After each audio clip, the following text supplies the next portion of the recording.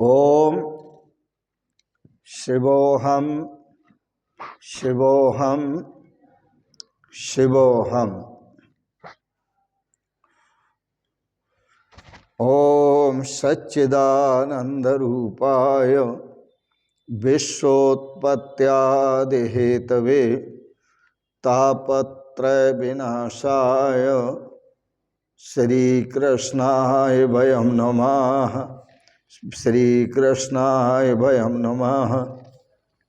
ओम अखंडानंद बोधाय शिष्य संतापहारिणे सच्चिदानंद रूपाय तस्मै श्री गुरवे नमः। तस्मै श्री गुरवे नमः। पूर्व प्रसंग में आप वामन भगवान के अवतार की कथा श्रवण कर रहे थे।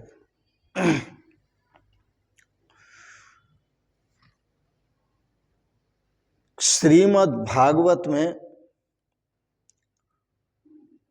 वामन चरित्र, वामन भगवान का जो चरित्र है अनुकरणीय है।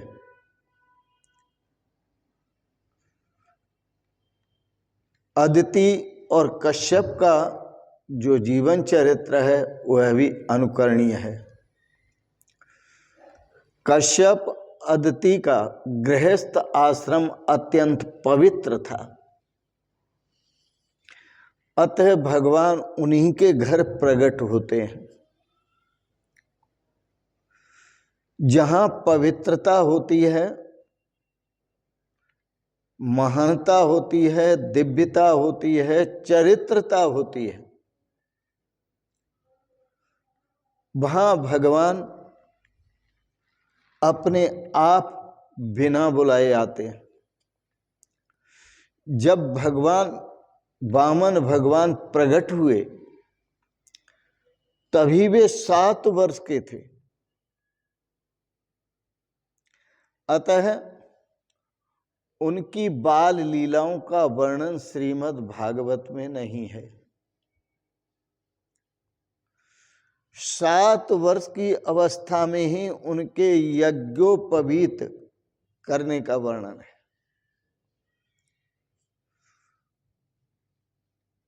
माता पिता ने उन्हें यज्ञोपवीत देने का निश्चय किया।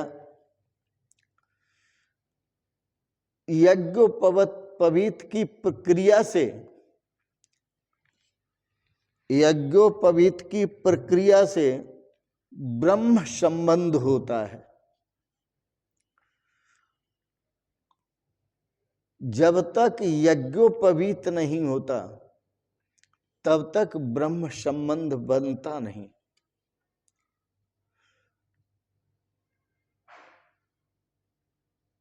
मंत्र दान करता हुआ पिता पुत्र से कहता है कि हे पुत्र, आज से तू मेरा नहीं ईश्वर का है। पिता अपने पुत्र को ईश्वर को सौंप देता है, अब तू ईश्वर का हो गया।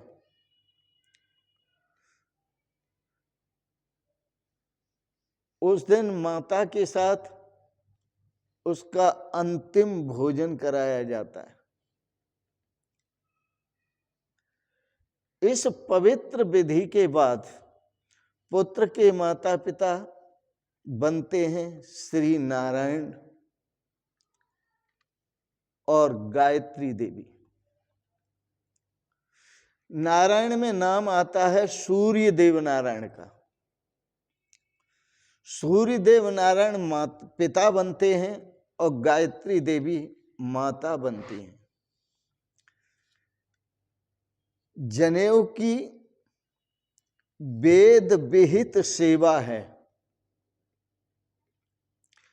यज्ञोपवीत संस्कार का अर्थ है बच्चे को बचपन से ही अच्छे संस्कारों में प्रविष्ट करना, उसके जीवन का जो श्रृंगार है वो अच्छे संस्कारों से करना।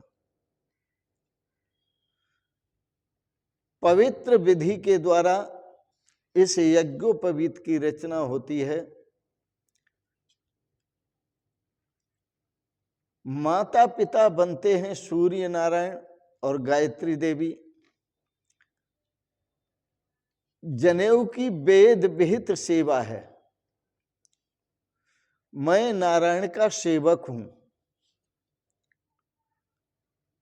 इस यज्ञोपवीत में हरेक देव का वास है,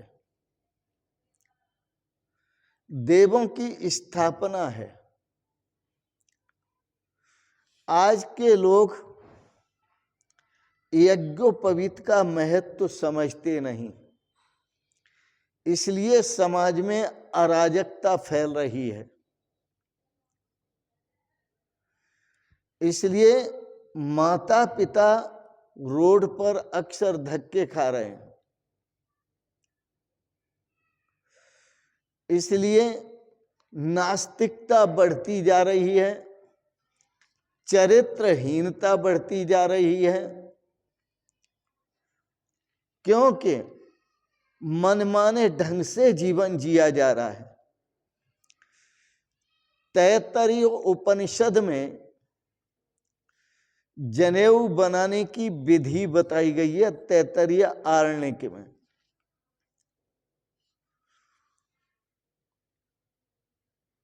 उसे किसी मशीन से नहीं, हाथ से ही बनाना होता है, और हाथ से ही बनाना चाहिए। उसके धागों को 96 बार लिपटाया जाता है, क्योंकि वेद में कर्म और उपासना के जो मंत्र हैं वो 96,000 मंत्र हैं। चारों वेदों में कर्म और उपासना के जो मंत्र हैं वो 96,000 मंत्र हैं। उन्हें पढ़ने का अधिकार, उन वेदों को पढ़ने का अधिकार उसको दिया जाता है जिसका यज्ञोपवीत संस्कार होता है।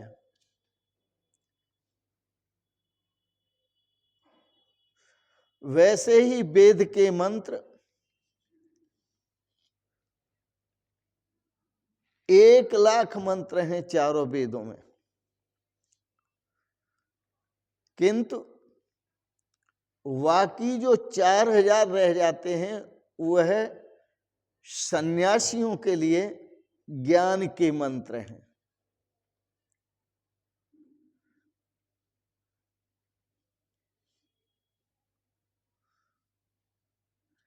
यह जो जनेऊ है, यज्ञोपवीत है, इसके जो निर्माता हैं वो ब्रह्मा जी हैं, और इसको जो गुणातीत करने वाले, त्रिगुणातीत करने वाले हैं वो भगवान विष्णु हैं। और इस जनेऊ का, यज्ञोपवीत का जो गठबंधन करने वाले हैं वो भगवान शिव हैं। भगवान शिव इस जनेऊ को अभिमंत्रित करते हैं। गठबंधन भगवान शिव करते हैं और इस यज्ञोपवीत को अभिमंत्रित करती हैं वो गायत्री देवी करती हैं। यह दिव्य तेज पूर्ण होता है यज्ञोपवीत। वैसे तो यह संस्कार, यज्ञोपवीत संस्कार 7 वर्ष की अवस्था में हो जाना चाहिए, और 7 वर्ष की अवस्था में न हो तो 8 वर्ष में हो जाए, 9वीं वर्ष में हो जाए, 10वीं वर्ष में हो जाए, 11वीं वर्ष में हो जाए। 11 वर्ष तक का प्रमाणित किया है, अनुमति दी है। अब यज्ञोपवीत संस्कार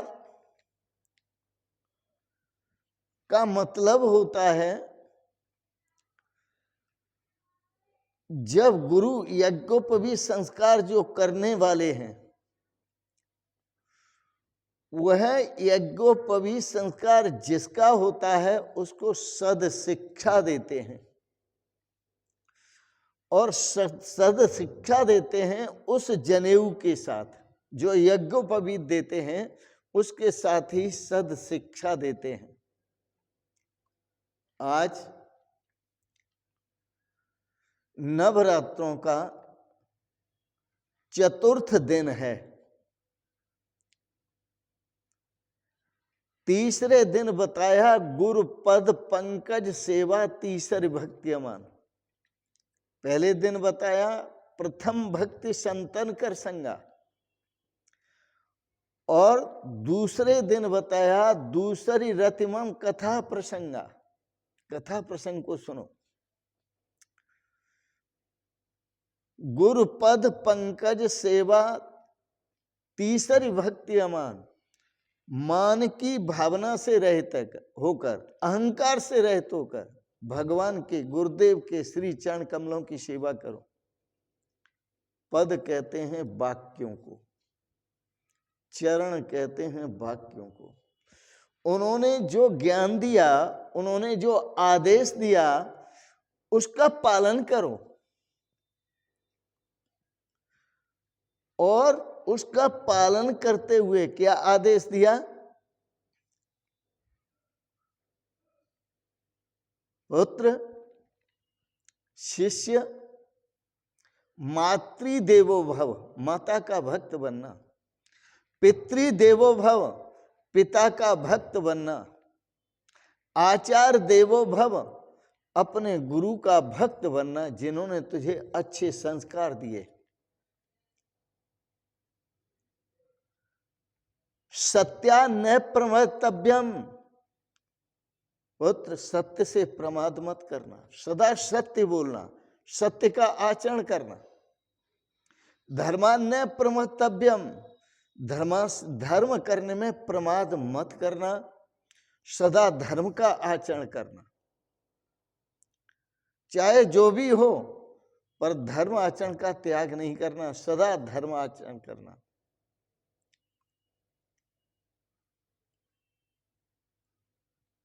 इस प्रकार से गुरुजन सुंदर संस्कार देते हैं। मातृदेवो भव, पितृदेवो भव। यदि बच्चा माता पिता का भक्त बन जाता है, तो ये माता पिता धक्के खाने लायक नहीं होते, ये पूजने लायक होते हैं।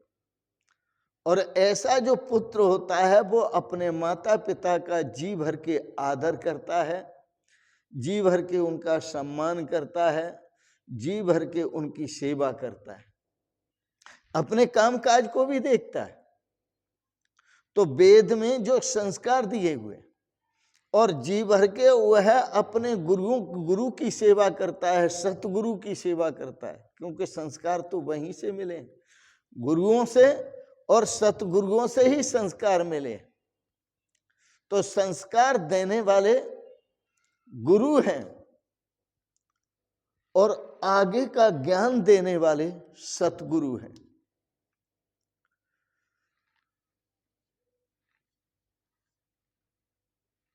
वेद ने 12 वर्ष तक यज्ञोपवीत संस्कार करने का विधान दिया है, अनुमति दी है। जनेऊ के एक एक धागे में एक एक देवी की प्रतिष्ठा की गई है, देव की प्रतिष्ठा की गई है। उसका बड़ा महत्व है जनेऊ का, यज्ञोपवीत का। पर यज्ञोपवीत डालने वाले ब्राह्मण भी उसका महत्व पूरी तरह नहीं समझ पाते हैं, इसलिए वो अपने यज्ञोपवीत को चाबी का छल्ला मानते हैं, और अपनी चाबी को यज्ञोपवीत में बांध लेते हैं और लटकाए फिरते हैं। हर समय बंधी रहती है यज्ञोपवीत में।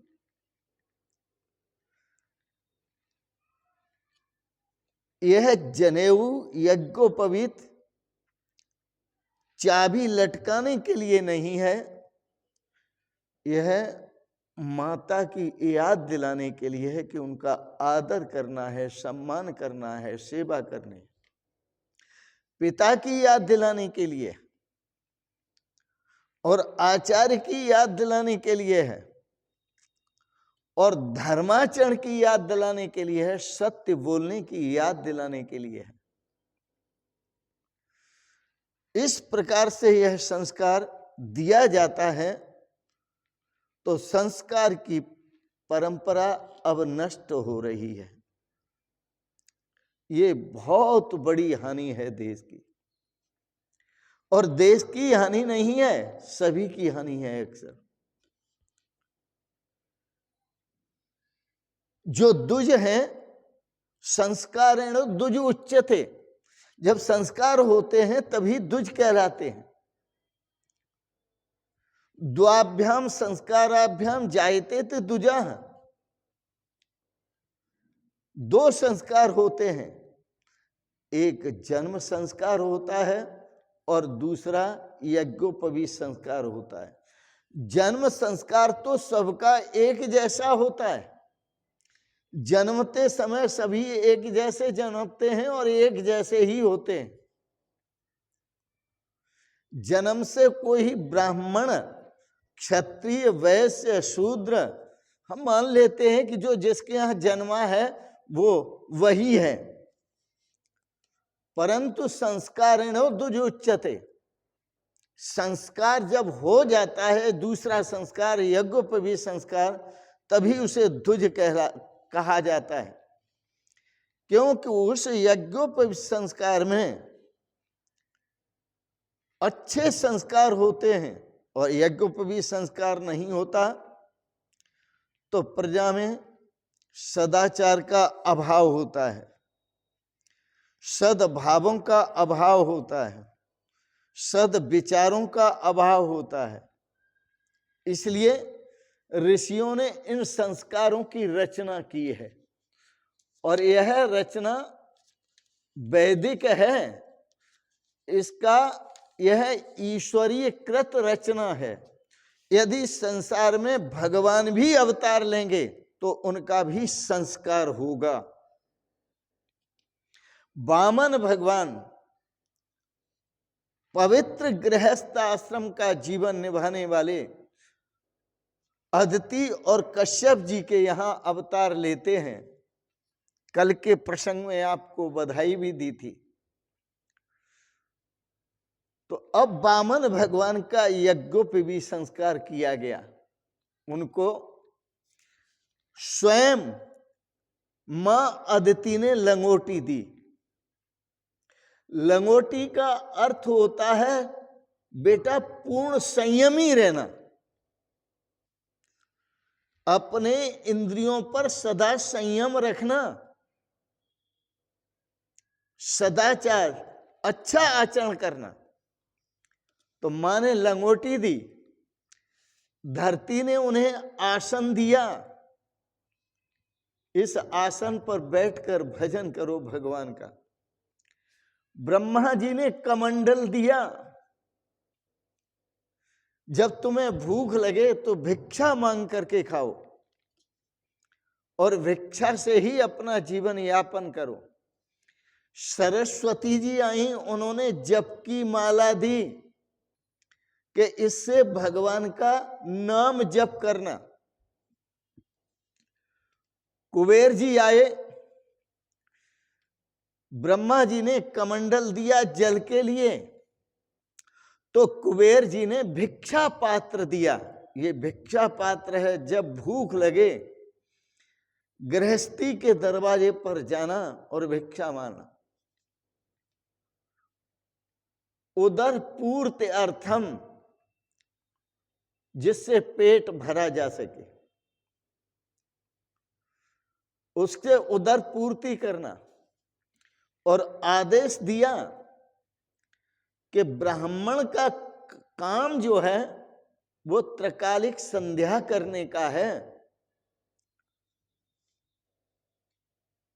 तो आदेश दिया गया ब्राह्मण को, जिनका यज्ञोपवीत संस्कार होता है, कि 3 बार संध्या का आदेश है वेद में। महाप्रभु जो साक्षात अवतार लेकर आए हैं, वो 3 बार संध्या करते हैं वामन भगवान। जगत के सामने यह आदर्श स्थापित किया वामन भगवान ने।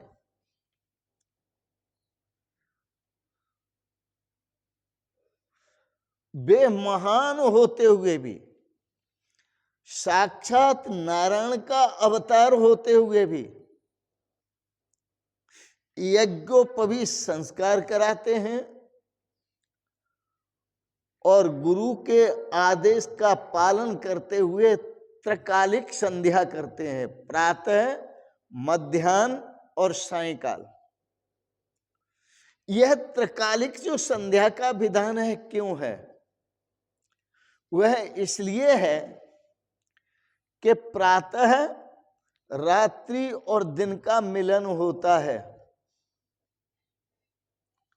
दोपहर में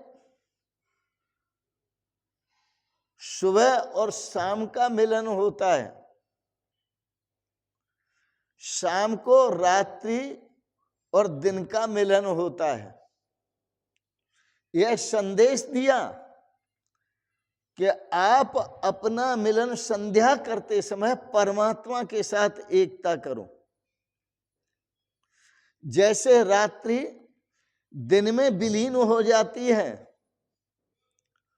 सुबह शाम में विलीन हो जाता है और शाम रात्रि में विलीन हो जाती है, इसी प्रकार आप संध्या करते हुए आप उस परब्रह्म परमात्मा के साथ एकत्व स्थापित करें, ब्रह्म आत्मैक्य भाव में स्थित हों। इसलिए ध्यान की प्रक्रिया त्रकालिक बताई, 3 समय ध्यान करो। संध्या करने का मतलब, संध्या शब्द संधि से बना है। जैसे रात्रि और दिन का मिलन होता है और दोपहर सुबह का और शाम का मिलन होता है, ऐसे ही शाम और रात्रि का मिलन होता है। ऐसे ही आप अपना मिलन परमात्मा के साथ करें, संध्या करें 3 समय, और तीनों समय परमात्मा के मिलन का आनंद लें, परमात्मा के साथ एकता करें, ब्रह्मैक्य भाव में स्थित हों। आत्मा और परमात्मा एक ही हैं। तो इस प्रकार से संध्या का विधान त्रकालिक है। यह संसार में बहुत बुरा हो रहा है, जो यज्ञोपवीत संस्कार, कर्मकांड, भक्ति कांड का लोप हो रहा है। अब सिर्फ संस्कार, यज्ञोपवीत संस्कार नहीं होता, वैसे संस्कार जो हैं, कई संस्कार हैं, पर उसमें रुचि के साथ जो संस्कार करते हैं घर वाले सभी मिलकर के, और बच्चे जो करते हैं संस्कार, वो एक ही संस्कार रुचि पूर्ण करते हैं, उसको कहते हैं विवाह संस्कार। क्योंकि वो विवाह के बिना रह नहीं सकते, इसलिए विवाह संस्कार करते हैं और वासनाओं से क्रीड़ा करते हैं, वासनाओं से खेलते हैं, भोगों से खेलते हैं। अरे भोगों से खेलने में जो आनंद आपको आता है वो क्षणिक है, और वो आनंद आनंद नहीं है। क्योंकि वह आनंद जब दुख में बदलता है तब आपको पता चलता है कि दुखालयम अशाश्वतम, यह तो दुख का घर है। यदि आप सच्चा आनंद चाहते हैं, सच्चा सुख चाहते हैं, सच्ची शांति चाहते हैं, तो वो तो परमात्मा के ही मिलन में मिलती है, भोगों के मिलन में नहीं मिलती, भगवान के मिलन में मिलती है। आओ बड़े प्रेम और श्रद्धा से सभी मिलकर के संध्या करें, और संध्या संधि करें परमात्मा के साथ, अपने आप को परमात्मा के साथ एक करें, और शाश्वत आनंद की अनुभूति करें, शाश्वत सुख की अनुभूति करें, शाश्वत शांति की अनुभूति करें। इसी में जीवन की सार्थकता है, पवित्रता है, महानता है। हमारा देश, हमारे बच्चे संस्कारी बने तो हमारा देश भी संस्कारों से युक्त हो और बच्चे भी महान हो और हमारा देश भी महान हो, हमारा राष्ट्र भी महान हो। तो आप महानता की तरफ चलें। इन शब्दों के साथ ही वाणी को विराम देता हूँ। आज के प्रसंगत जो आपने श्रीमद् भागवत का प्रसंग श्रवण किया, वामन चरित्र, वामन भगवान का चरित्र श्रवण किया, इसके लिए मैं बहुत बहुत अनुग्रहित हूँ। एक बात जरूर कहूँगा, आप सबके प्रति अनंत कोटि में मंगलमय शुभ कामनाएं करते हुए भगवान आपको वह सद्बुद्धि प्रदान करें, आपको, आपके समस्त परिवार को, आपके परिजनों को, सभी को सद्बुद्धि ऐसी प्रदान करें कि आप अपने वैदिक संस्कारों में जिएं, भारतीय संस्कारों में जिएं, सनातनी संस्कारों में जिएं और भगवत तत्व को प्राप्त करके परमात्मा के साथ एकता करके आप अपने श्रेय और सौभाग्य को प्राप्त करें। इन शब्दों के साथ ही आपको बहुत बहुत आशीर्वाद, बहुत बहुत शुभकामनाएं और बहुत बहुत प्रणाम प्रणाम प्रणाम। शिवोहम शिवोहम शिवोहम।